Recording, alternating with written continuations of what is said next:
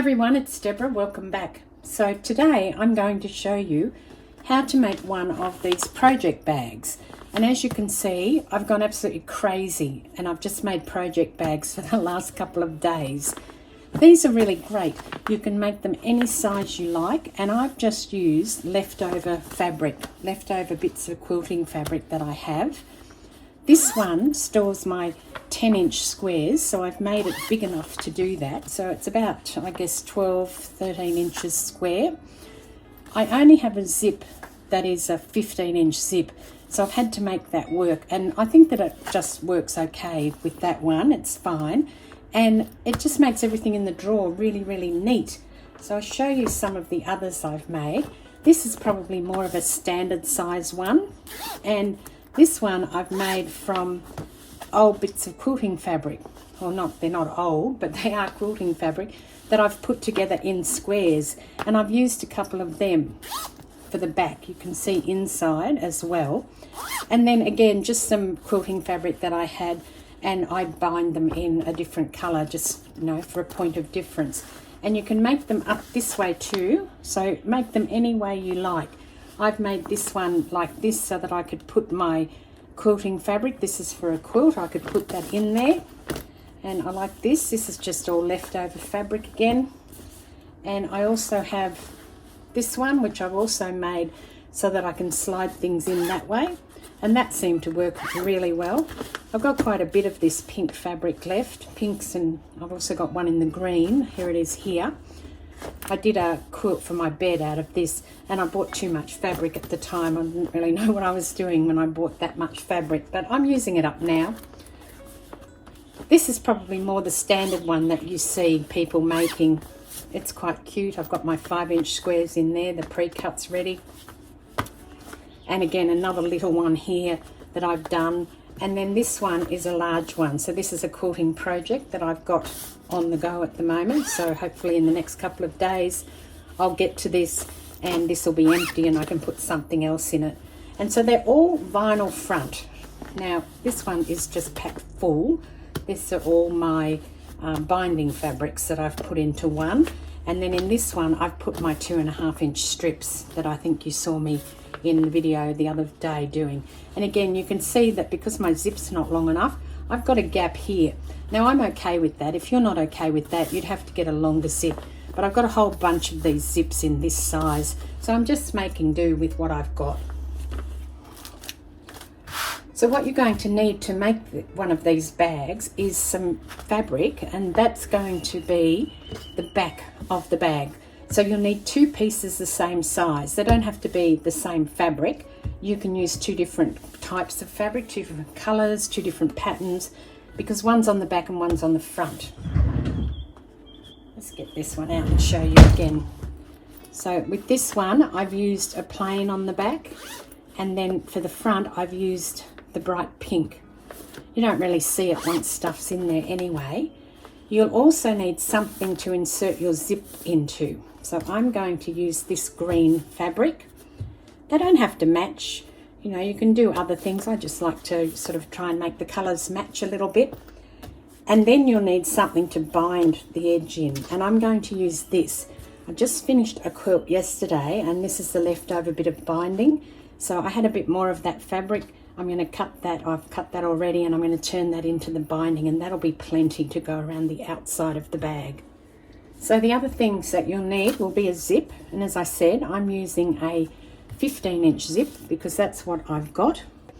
You'll need some sort of batting or interfacing. Now this is a bit of leftover quilt batting, and I've just pulled that out.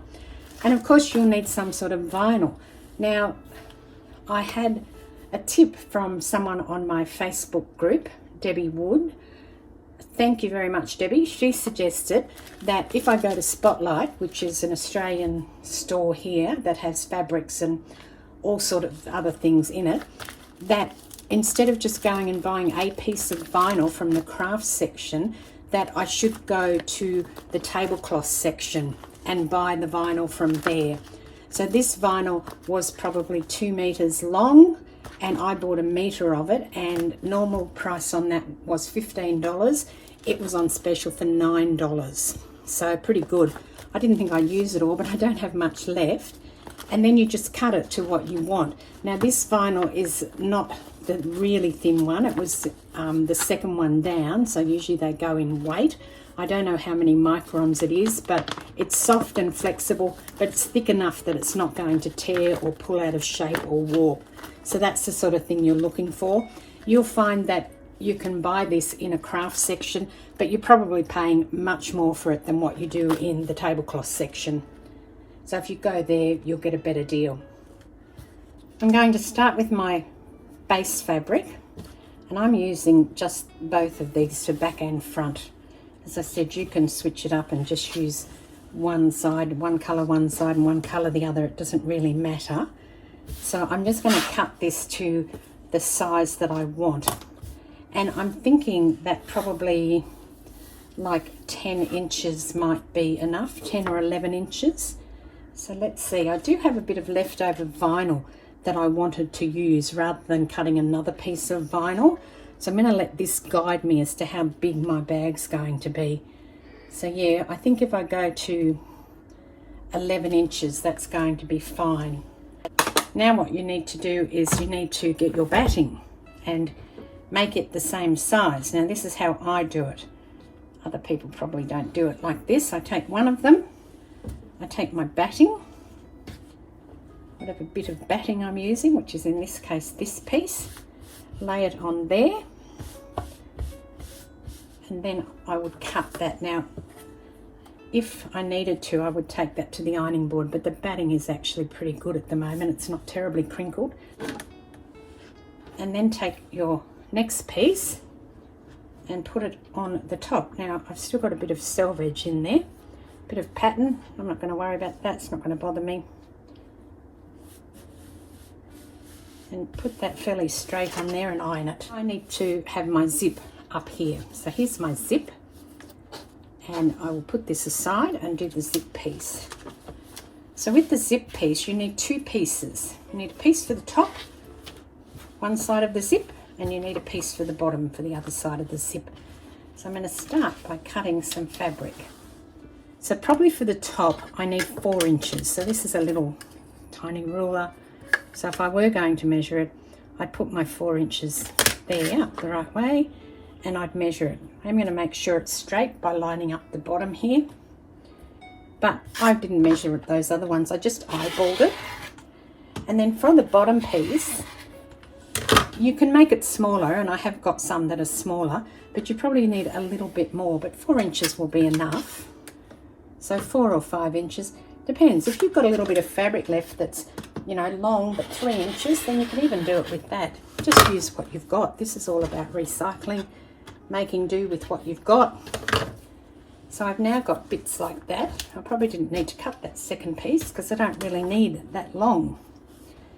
I've got, this is with the fabric, so I've got oodles in here now.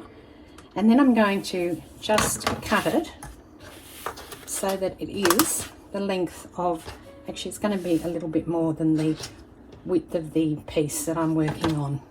I've got a selvage there as well, so I'm going to cut that bit, and then I'm going to cut another bit, just roughly to about the width of the piece that I'm working on, and take these to the ironing board. So this is what I've done. I've got a piece that I cut, I folded it and ironed it in half like that. That's going to go there. And this piece, I folded it in half, and then I folded the 2 edges in, so it's going to go like that. And then I want to make sure that my plastic still fits. Yep, that's going to be fine. I'm going to manage to catch that in that seam up there. Right, so now for the zipper. Pretty easy. This is not like putting a normal zip in. Now I've dropped it on the floor, I will pick it up. So this piece that's opened at the top here, it stays open. You put the piece that you've folded against the edge of the zip, and you sew it on. And this piece with the opening, you do the same. You put the piece with the fold on the edge of the zip and you sew it. Now here's my zip all sewn, Now I'm going to put the vinyl in. So that setting that zip in is just a matter of sewing a straight line on either side of the teeth. Not like sewing a skirt zipper or anything like that. It's pretty easy. But I do need my vinyl to meet the bottom here. And it'll be just perfect if I put it there. It's enough, it's about maybe a centimetre that it's going to catch in here. So I'm just going to lift that up.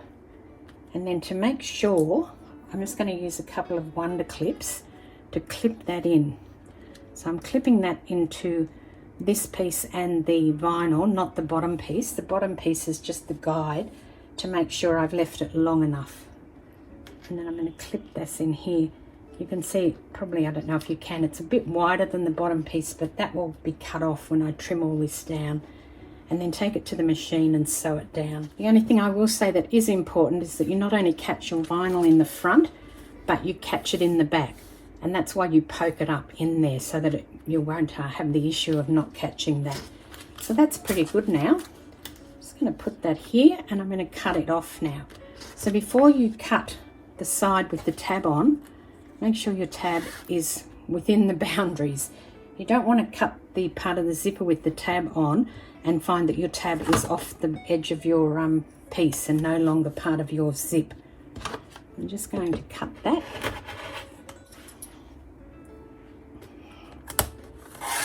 And I'm just going to wonder clip this on here. And down the bottom as well. And then turn it round so that it doesn't move and cut it off again. Now I'm going to come in a bit because I want to cut the tab of the zipper off as well. I don't want to be sewing accidentally over that. So I'm just going to straighten all of that up a little bit and cut it all off.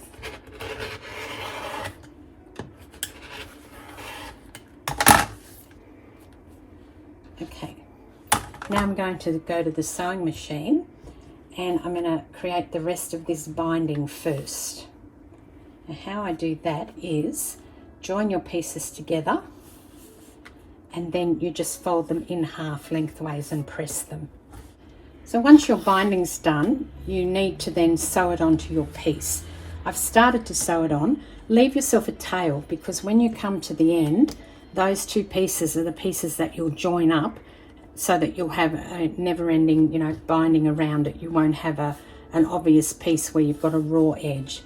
And then just sew down and then stop when you get about 1/4 of an inch, or depends on whatever your seam width is. Mine's a bit more than 1/4 of an inch. That's what I naturally sew at.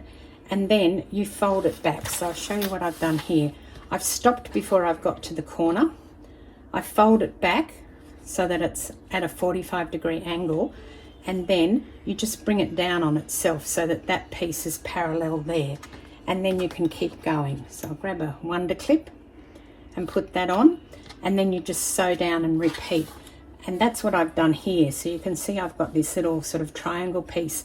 When you fold that over on the back, you'll get a nice neat corner on the back of, or the front, or whatever.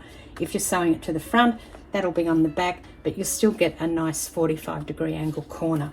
So I'll keep going and finish that. There you go, there's my project bag all done. Now you can see the stitching from the back on the front, so if you don't like that, just stitch it to the back of your project first. This is just for me, it's only to store things in, so I'm quite happy with that. I really don't mind if it's a little bit showing.